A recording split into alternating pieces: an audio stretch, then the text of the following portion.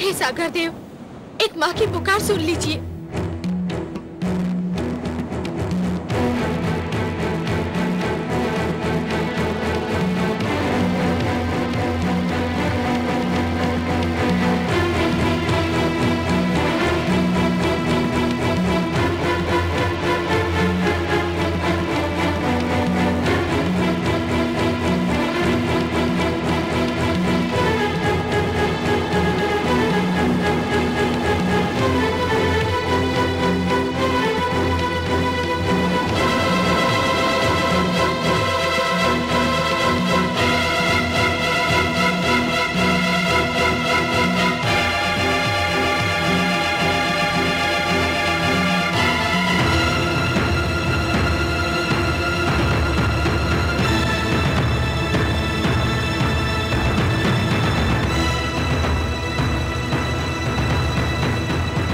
भगवान सर्वशक्तिमान, अनर्थ हो गया है। क्या हुआ? महारानी कायाधु राजभवन छोड़कर चली गई हैं। क्या? राजभवन छोड़कर चली गई? कहां चली गई? पुत्र वियोग में व्याकुल होकर वो सागर की ओर गई हैं, जहां कामरूप नरेश ने राजकुमार को डुबो दिया था। महाराज, महारानी कहीं जल समाधि ना ले लें। ये माता और पुत्र मिलकर मुझे पागल कर देंगे, पागल कर देंगे दोनों मिलकर। जाओ, रोको उन्हें। वो मेरे रोके नहीं रुकेंगी, केवल आप ही उन्हें रोक सकते हैं, और आपको उनको रोकना ही चाहिए, नहीं तो ये संसार क्या कहेगा महाराज। ठीक है, तुम मेरे साथ चलो और कुछ सैनिक भी ले लो।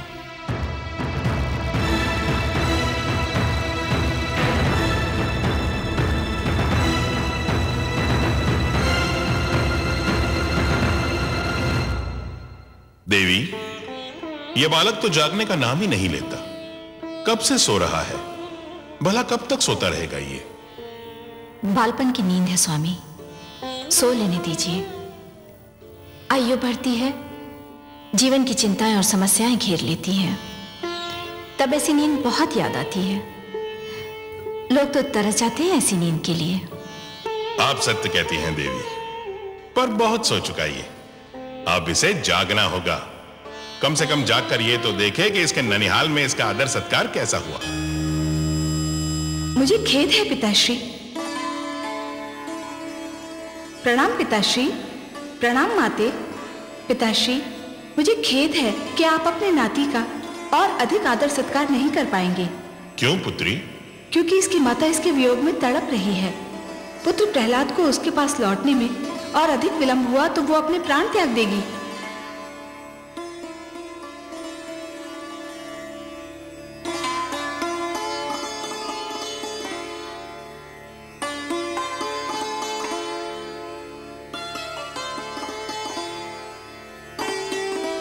कितना मनमोहक है मेरा पुत्र। इसके मुख से तो मेरी दृष्टि हटती ही नहीं। तुमने इसके सिर पे हाथ क्या फेर दिया पुत्री? इसके माथे पर समस्त सृष्टि का तेज निखर आया है, मानो प्रकाश का मुकुट पहन लिया हो। सुनो पुत्री, तुम स्वयं जाके इस बालक को इसकी माता को सौंप दो। नहीं पिताश्री, पुत्र प्रहलाद को आपकी गोद में फेंका गया था। कयाधु भी इसे आप ही से मांग रही है। दुख से बिलखती इसकी माता को आप अपने हाथों से लौटाएंगे तो उसके हर्ष की कोई सीमा नहीं रहेगी। आप ही इसे ले जाइए। तुम कहती हो पुत्री, तो मैं ही इस बालक को इसकी माता को सौंप दूंगा।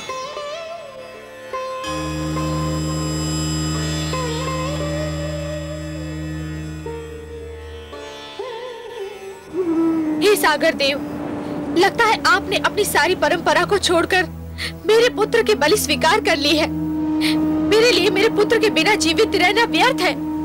आपको मेरी बलि भी स्वीकार करनी होगी। ठहरो पुत्री, तुम सत्य कहती थी, मैं भेंट नहीं स्वीकार करता। और फिर प्रहलाद तो मेरे दोहित्र समान है। लो, मैं तुम्हारा बेटा तुम्हें वापस लौटाता हूं। धन्य है आप धन्य है सागर देव। आपने मुझे मेरा पुत्र लौटाकर एक ममता की मारी मां पर बड़ा उपकार किया है। मैं कैसे आपको धन्यवाद दूं? इसकी कोई आवश्यकता नहीं है पुत्री। एक माता को अपना पुत्र वापस लौटाना उस पर उपकार नहीं होता। यह तो हमारा धर्म है। हां, एक माता से उसका पुत्र छीन लेना अवश्य ये जघन्य अपराध है।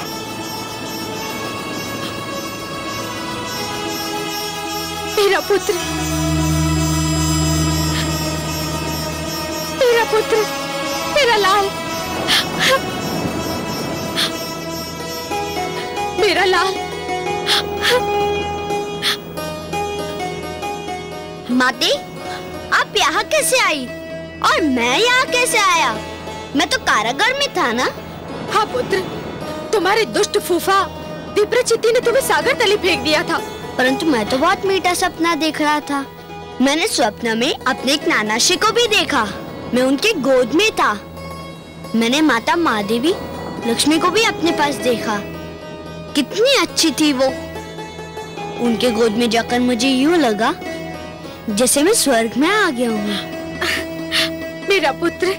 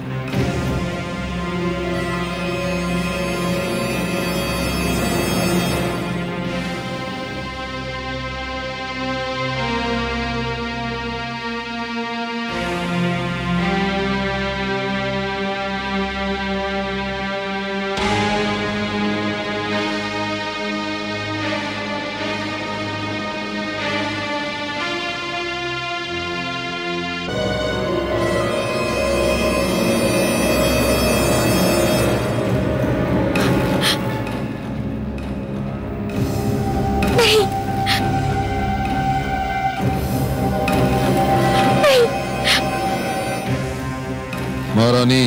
नहीं। प्रणाम पिताश्री। दुष्ट,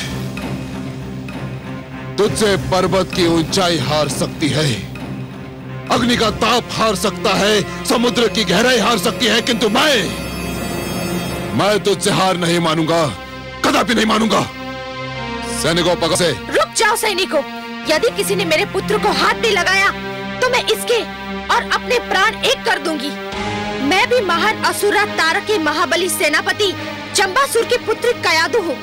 मेरे पास भी मायावी शक्तियाँ हैं। मैंने आज तक इन शक्तियों का प्रयोग नहीं किया, पर यदि कोई मेरे पुत्र के निकट भी आया तो आज मैं भी अपनी शक्ति दिखाकर इस शक्ति का प्रयोग करूंगी। देखते क्या हो, पकड़ लो इस धूर्त को। सावधान, आगे मत बढ़िए दैत्येंद्र, आगे मत बढ़िए। रानी, हट जाइए मेरे मार्ग से। रुक जाओ दैत्येंद्र, नहीं, रुक जाओ। प्रणाम गुरुदेव। गुरुदेव, आपने बहुत देर कर दी। आप होते तो मेरे साथ इतना बड़ा अनर्थ ना होता गुरुदेव।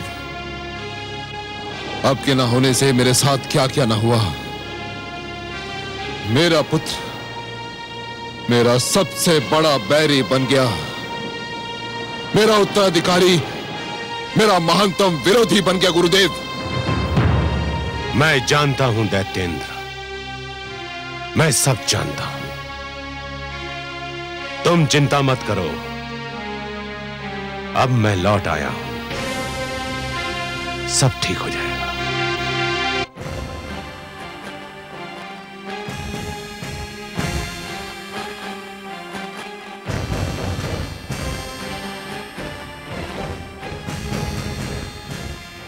प्रणाम दैत्य गुरु। यशस्वी भव। प्रणाम भ्राताश्री। दुष्ट प्रहलाद का अंत हो गया भ्राताश्री, साथ ही आपकी चिंताओं और समस्याओं का भी अंत हो गया। ना तो दुष्ट प्रहलाद का अंत हुआ, ना ही मेरी चिंताओं और समस्याओं का। वो पापी फिर बच निकला विप्रचित्ति, फिर बच निकला। तुमने जिस सागर में उसे फेंका था उसमें मेरी उमंगें डूब गईं, मेरी इच्छाएं डूब गईं, मेरी सारी योजनाएं डूब गईं। बस नहीं डूबा तो वो दुष्ट प्रहलाद उतर गया और एक बार फिर मैं मुंह ताकता रह गया। मैं भगवान हिरण्यकशिपु। धैर्य से काम लो दैत्येंद्र, इतना हताश होने की क्या आवश्यकता है? कैसे हताश ना हूं मैं गुरुदेव, कैसे हताश ना हूं। मैंने उस पर खड़क की बौछार करवाई, उसे ऊंचे पर्वत से नीचे फेंकवाया, मैंने उसे विष दिलवाया, उसे अग्नि में जलवाया, और अब जब विप्रचित्त ने उसे मारना चाहा, परंतु वो दुष्ट ऐसे कठोर प्राण लेकर जन्मा है कि मरने का नाम ही नहीं लेता। मैं कहां तक धैर्य रखूं गुरुदेव, कहां तक धैर्य रखूं? यह सब इसलिए हुआ था कि मैं यहां नहीं था। संभवतः मैंने तब पर जाकर भूल की थी, परंतु अब मैं लौट आया हूं। अब प्रहलाद को मेरे हाथों में सौंप दो,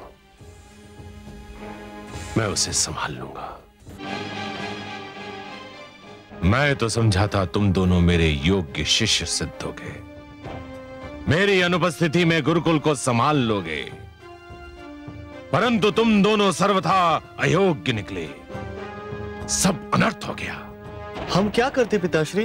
राजकुमार प्रहलाद। प्रश्न प्रहलाद का नहीं है, प्रश्न है गुरुकुल के शेष विद्यार्थियों का। प्रहलाद तो राजकुमार है, परंतु तुम तो साधारण शिष्यों को भी नियंत्रण में नहीं रख सके। राजकुमार प्रहलाद ने विद्रोह की ऐसी ज्वाला फैलाई कि हम विवश हो गए। धिक्कार है तुम पर। मैंने तुम्हें कृत्या क्रिया किस दिन के लिए सिखाई थी? तुम्हें कृत्या का प्रयोग करना चाहिए था। कृत्या अगर प्रकट हो गई तो राजकुमार को मार डालेगी पिताश्री। और यदि प्रहलाद जीवित रह गया तो समस्त असुर लोक मारा जाएगा। जाओ प्रहलाद को गुरुकुल में आने का संदेश दो। किंतु गुरुदेव, इतना सब घट जाने के उपरांत क्या महारानी कयाधु अपने पुत्र को हमारे साथ आने भी देंगी? मैं महारानी कयाधु को अच्छी तरह से जानता हूं। वो पुत्र की शिक्षा के नाम पर कोई भी बलिदान कर सकती है। जाओ उनसे कहो कि मैंने प्रहलाद को गुरुकुल में शिक्षा के लिए बुलाया है। जो आज्ञा गुरुदेव।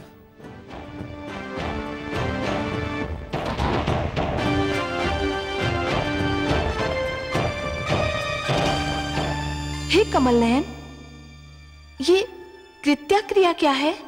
कृत्या? कृत्या एक तांत्रिक क्रिया है महादेवी, दुष्क्रिया कहिए। क्या होता है इस क्रिया में? इस क्रिया में तंत्र विद्या की सहायता से एक राक्षसी को जन्म दिया जाता है और वो राक्षसी उस व्यक्ति को मार देती है जिसे मारने के लिए उसे जन्म दिया गया हो। हाय मेरा पुत्र। हे कमल नयन, कोई सीमा भी है इन दुष्टों के अत्याचार की? हर जतन तो करके देख लिया इन दुष्टों ने मेरे पुत्र को मारने का, इनके मन को शांति नहीं मिली। महादेवी, जिस प्रकार नरक में चाहे जितने पापी डाल दीजिए पर नरक का पेट नहीं भरता, उसी प्रकार दुष्ट जन चाहे जितने दुष्कर्म कर लें उनका भी मन नहीं भरता। परंतु हे सर्वेश्वर, क्या इस कृत्या क्रिया का कोई तोड़ नहीं है? है महादेवी, अवश्य है। कृत्या क्रिया का तोड़ स्वयं उसी क्रिया में निहित है। अर्थात? महादेवी, इस क्रिया द्वारा जिस राक्षसी को जन्म दिया जाता है, यदि वो राक्षसी अपने लक्ष्य को मारने में असफल हो जाए तो उन्हीं लोगों की हत्या कर देती है जिन्होंने उसे जन्म दिया था। मेरी कामना है कि ऐसा ही हो। महादेवी, यदि आपकी कामना विधाता के लेख से मेल खाती हो तो वो अवश्य पूरी होगी। भ्राता मर्ग, पिताश्री तो बहुत रुष्ट हैं। यह सब राजकुमार प्रहलाद का किया धरा है भ्राताशण। उन्हीं के कारण हमें यह फटकार सुननी पड़ रही है। और पिताश्री का क्रोध तो तुम जानते ही हो, एक बार चढ़ जाए तो उतरने का नाम ही नहीं लेता है। मेरे मन को पिताश्री का क्रोध शांत करने का एक उपाय सूझा है। क्या? देखो भ्राता मर्ग, यदि हम राजकुमार प्रहलाद को गुरुकुल लाने से पहले मार्ग में हाथी के पैरों तले कुचलवा डालें तो पिताश्री को बहुत प्रसन्नता होगी और उनका क्रोध भी शांत हो जाएगा। वैसे मैंने इसका प्रबंध भी कर लिया है। तुम भी विचित्र बात करते हो भ्राताशरण। अरे पहले महारानी कयाधु को उसे हमारे साथ गुरुकुल ले जाने की अनुमति तो दे लेने दो। अकारण अंधकार में बाण फेंके जा रहे हो। चलो अब।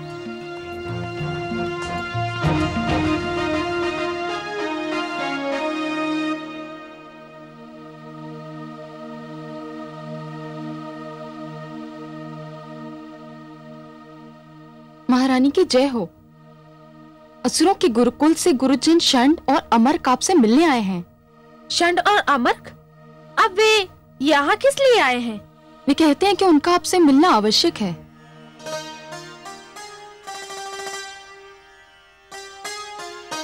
ठीक है, बुलाओ उन्हें।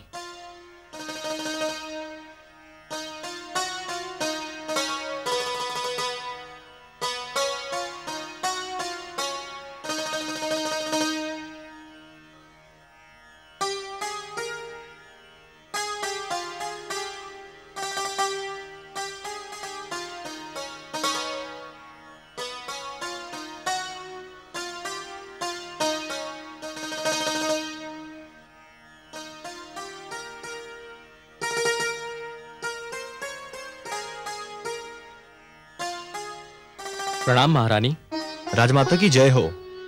प्रणाम गुरुजन। कहिए, कैसे कष्ट किया? आप तो जानती हैं कि दैत्य गुरु शुक्राचार्य अपनी तपस्या से लौट आए हैं। हाँ, मैं मिल चुकी हूँ उनसे। पिताश्री की इच्छा है कि राजकुमार प्रहलाद की शिक्षा अधूरी न रहे। किस शिक्षा की बात कर रहे हैं आप? उस शिक्षा की जिस शिक्षा में मेरे पुत्र को कोई रुचि ही नहीं है। आपको तो अनुभव हो चुका है गुरुजन। तब बात और थी महारानी। राजकुमार प्रहलाद की शिक्षा का भार हमें सौंपा गया था और आपको तो ज्ञात है कि हम दोनों को उतना अनुभव नहीं था, परंतु अब पिताश्री शुक्राचार्य स्वयं लौट आए हैं। तो क्या हुआ? क्या अंतर आएगा उनके आने से? पिताश्री की शिक्षा देने का ढंग बहुत अनुपम है महारानी।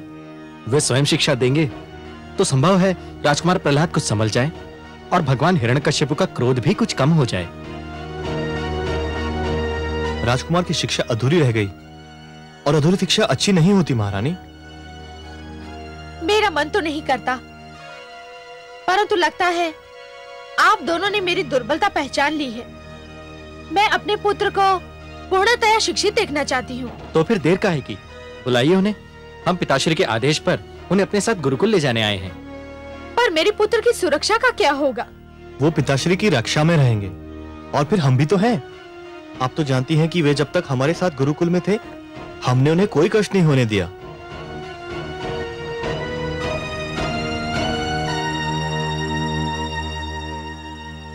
पुत्र प्रहलाद,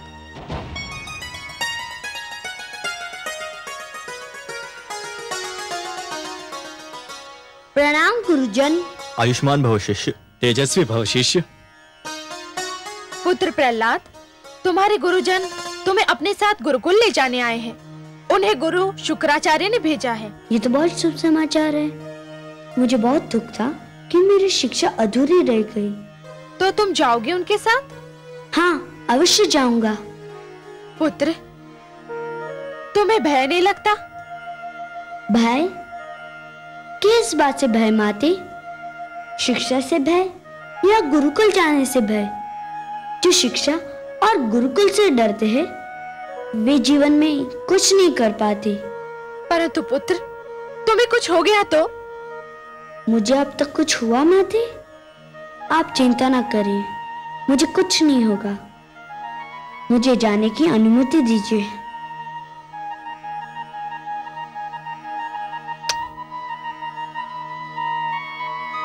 आयुष्मान भव पुत्र। चलिए गुरुजन, मैं गुरुकुल जाने के लिए बहुत व्याकुल हूँ।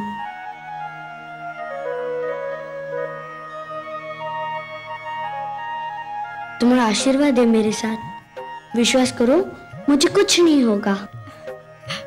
जाओ पुत्र।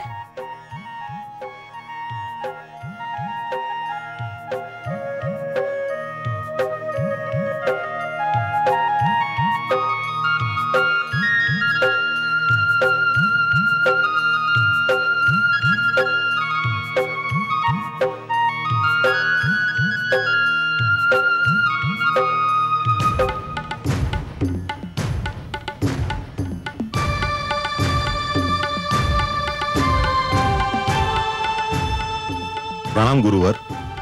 क्या समाचार लाए हो सेनापति? शुभ समाचार है दैत्य गुरु। महारानी कयाधु ने राजकुमार प्रहलाद को गुरुकुल जाने की अनुमति दे दी है। राजकुमार गुरुजन षंड और अमर के साथ गुरुकुल की ओर प्रस्थान कर चुके हैं।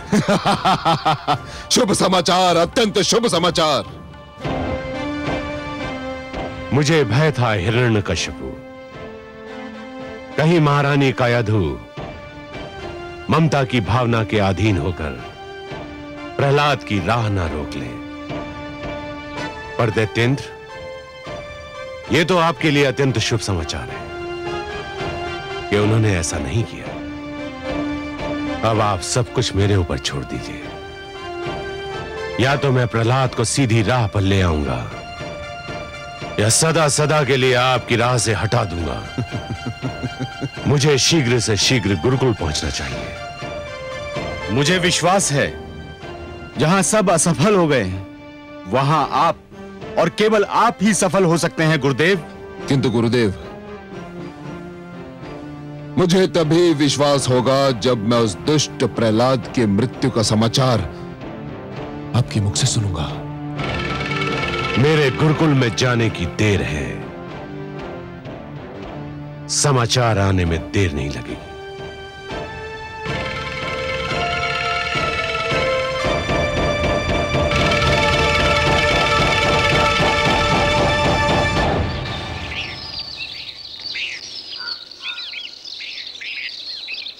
गुरुजन, आपने माताश्री को मनाकर मुझ पर बड़ा उपकार किया है।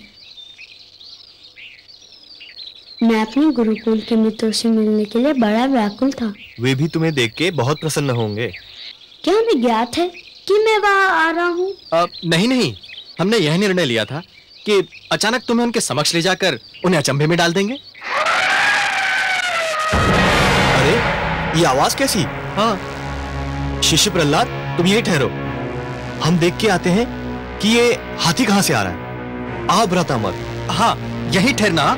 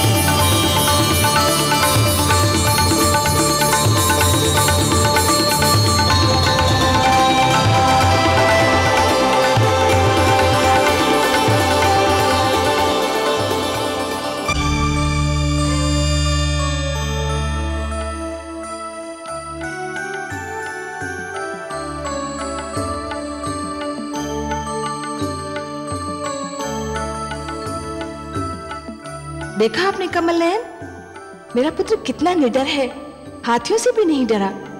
उनके समक्ष डटा रहा, वे ही सिर झुकाकर चले गए। महादेवी, आपके पुत्र का ईश्वर पर इतना अडिग विश्वास है कि उसने मृत्यु से भयभीत होना छोड़ दिया है। वो जानता है कि उसका जीवन और उसकी मृत्यु दोनों ही ईश्वर के हाथों में है। उन हाथियों के भारी भारी पैरों तले नहीं, आपने सत्य कहा कमल नयन। मृत्यु से क्या भयभीत होना, वो तो एक दिन आकर ही रहेगी। किंतु मृत्यु के भय से जीवन का सुख चैन खोना मूर्खता है, और ये भेद मेरे पुत्र ने जान लिया है। यूं भी उसने इतनी यातनाएं झेली हैं कि अब उसके लिए मृत्यु अर्थहीन हो गई है। इसीलिए तो उसने मृत्यु से भयभीत होना छोड़ दिया है। महादेवी, जो मृत्यु से डरते हैं वो जीवन जीने के लिए सिद्धांतहीन समझौते करने लगते हैं, और ऐसा सिद्धांतहीन जीवन मृत्यु से भी बुरा होता है। महादेवी, इतिहास साक्षी है कि जीतते तो वही हैं जो मृत्यु के भय पर विजय पा लेते हैं, और सिद्धांतहीन जीवन जीने वाले तो कायर होते हैं। महादेवी, जैसे ये षंड और अमर्क, मुझे तो इनकी कायरता पर हंसी आ रही है। गुरुशान, गुरु अमर्क, कहाँ है आप?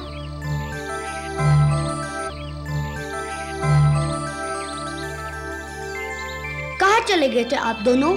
हम कहीं नहीं, हम तो यही थे। हाँ। क्या आप हाथी से भयभीत हो गए थे? नहीं नहीं, हम क्यों भयभीत होंगे? क्यों भ्राताशन? है ना? बिल्कुल बिल्कुल। हाँ। हम तो नित दिन हाथियों के साथ में खेलते हैं, है ना? हाँ।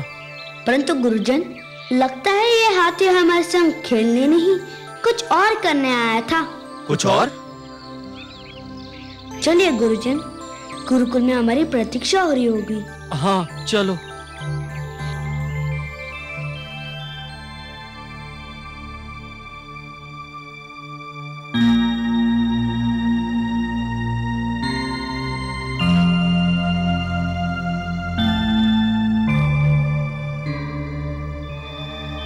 प्रणाम पिताश्री। प्रणाम गुरुदेव।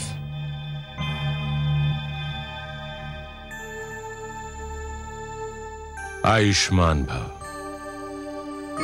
तुम दोनों बाहर जाओ पुत्र, मुझे शिष्य प्रहलाद से एकांत में बात करनी है।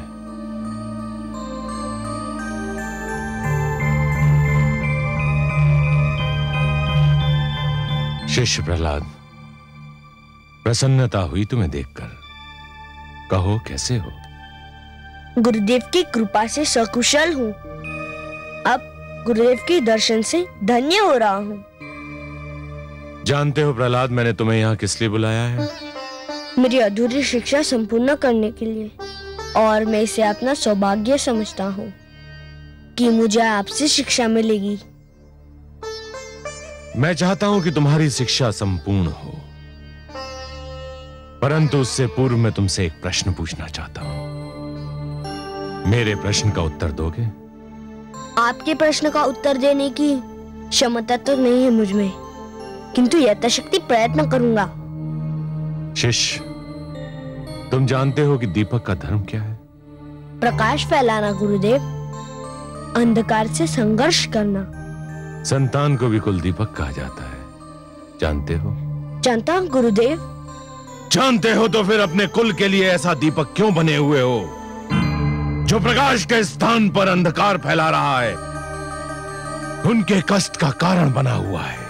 हे गुरुदेव, मैंने किसको कष्ट दिया? किसको कष्ट नहीं दिया?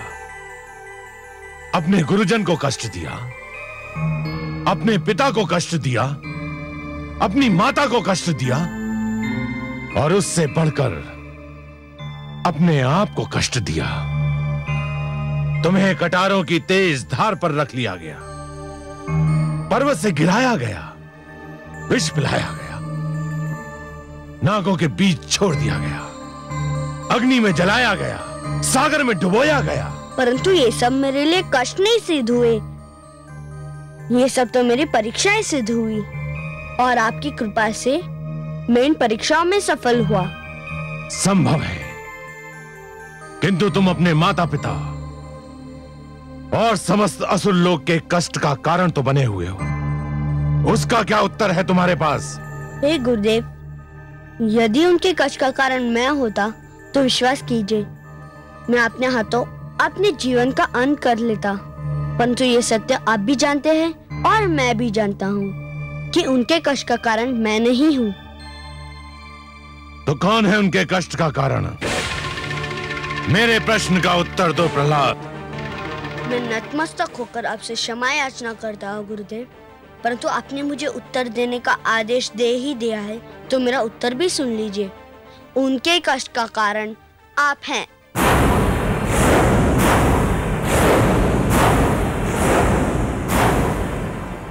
मैं?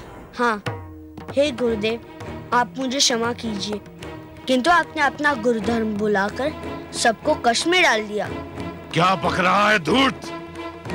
मैंने अपना गुरु धर्म बुला दिया है? कैसे? हे गुरुदेव, आपने अपने अहंकार के वश देवताओं और असुरों के बीच मतभेद की दीवार खड़ी कर दी। प्रहलाद! सत्य कड़वा होता है गुरुदेव, परंतु क्या ये सत्य नहीं कि आपने अपने पद की रक्षा के लिए असुरों को देवताओं से लड़ा दिया? आपको हर पल अपने अपमान का ध्यान रहा, हमारे कल्याण का नहीं। आप स्वयं व्रत करते हैं पर असुरों को व्रत करने से रोकते हैं। आप स्वयं तप करते हैं पर असुरों से कहते हैं कि वे दूसरों का तप भंग कर दे। आपने शिक्षा को विभाजित कर दिया है। अपने पुत्रों और राजकुमारों के लिए शिक्षा के कुछ और नियम बनाए और साधारण असुर बालकों के लिए कुछ और। हे गुरुदेव, गुरु वो होता है जिसके चरण छूते ही मन में ज्ञान का उजाला फैल जाता है, परंतु आप कैसे गुरु है जो आपके चरण छूता है उसके मन में अहंकार का अंधकार डेरा जमा लेता है। बंद कर ये विषैला प्रलाप। नहीं गुरुदेव, आज सुन ही लीजिए, कह लेने दीजिए मुझे अपने मन की बात। मेरे पिताश्री ने ईश्वर होने की घोषणा कर दी। आप चाहते तो उन्हें रोक भी सकते थे, उन्हें अंधेरों में भटकने से बचा सकते थे, परंतु आपने उन्हें और उकसाया, उन्हें और बढ़ावा दिया, और अब वे इतने दूर जा चुके हैं कि उनका लौटना संभव नहीं।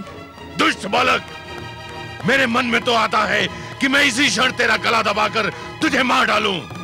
तो दबा दीजिए गुरुदेव, आपके हाथों मुझे मृत्यु प्राप्त हुई तो मैं इसे अपना सौभाग्य समझूंगा। अवश्य प्राप्त होगी दुष्ट, अवश्य प्राप्त होगी। मैं तेरे सिर पर काल की छाया मंडराते देख रहा हूं। हट!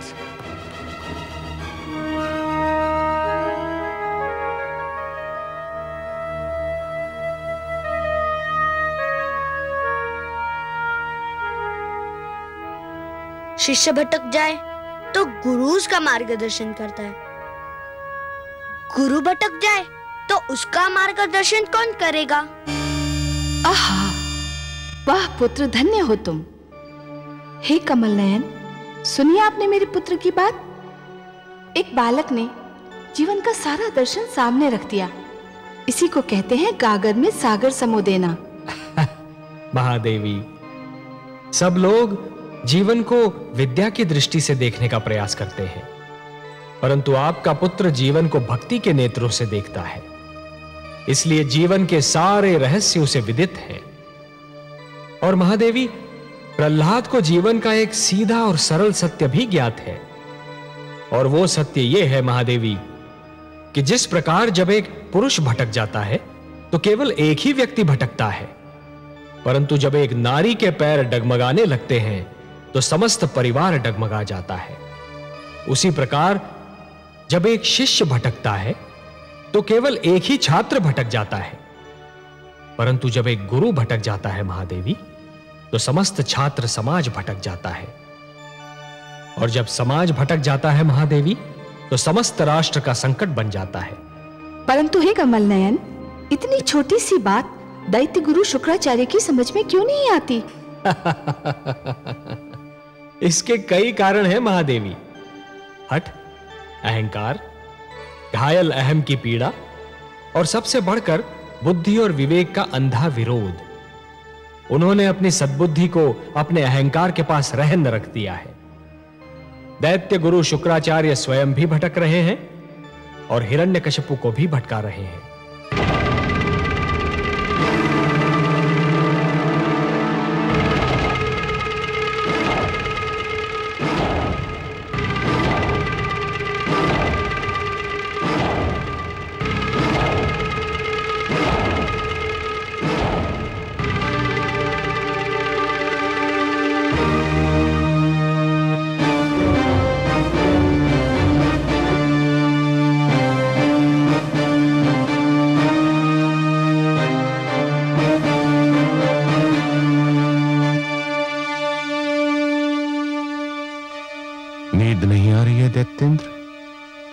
नहीं गुरुदेव,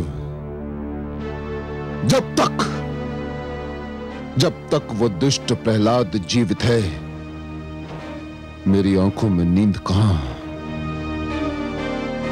वो मुझे हर पल व्याकुल करता रहता है गुरुदेव। तो समझ लो तुम्हारी व्याकुलता का अंत हो गया। चैन की नींद सो जाओ दैत्येंद्र। अब तुम्हारी निद्रा में कोई विघ्न नहीं डालेगा। मैं समझता था मैं प्रहलाद को समझा लूंगा, उसे सीधी राह पर ले आऊंगा, परंतु यह मेरा भ्रम था। जिसने मृत्यु से मैत्री कर ली हो, उसे जीवन का संग नहीं सुहाता। मैं उसका वध करके ही तुम्हारे पास आता, परंतु वो तुम्हारा पुत्र है, तुम्हारा कुलदीपक है, तुम्हारे शरीर का अंग है। इसलिए मैं तुम्हें यह बताने आया हूं कि मैंने उसका वध करने का निर्णय कर लिया है।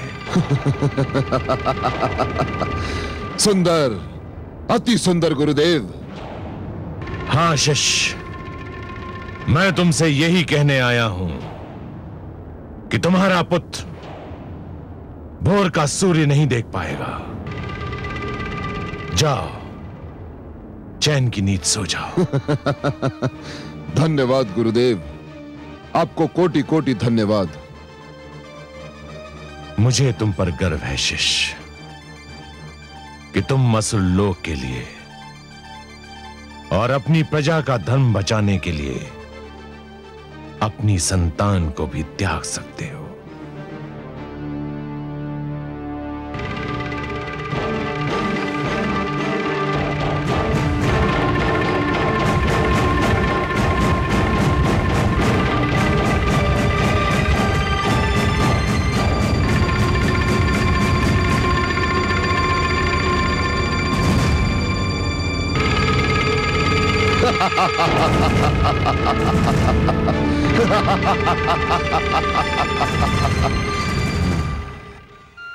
हे कमल नयन, दुष्ट हिरण्यकशिपु की बुद्धि पर तो उसके झूठे अहंकार ने अधिकार जमा लिया है। अपने ईश्वर होने के मद में वो कब का भूल चुका है कि वो प्रहलाद का पिता भी है। परंतु दैत्य गुरु शुक्राचार्य को क्या हो गया है? वो तो दो पुत्रों षंड और अमर्क के पिता भी हैं। वो किसी के पुत्र का वध करने की बात कैसे सोच सकते हैं? उनका पितृत्व क्यों खो गया है?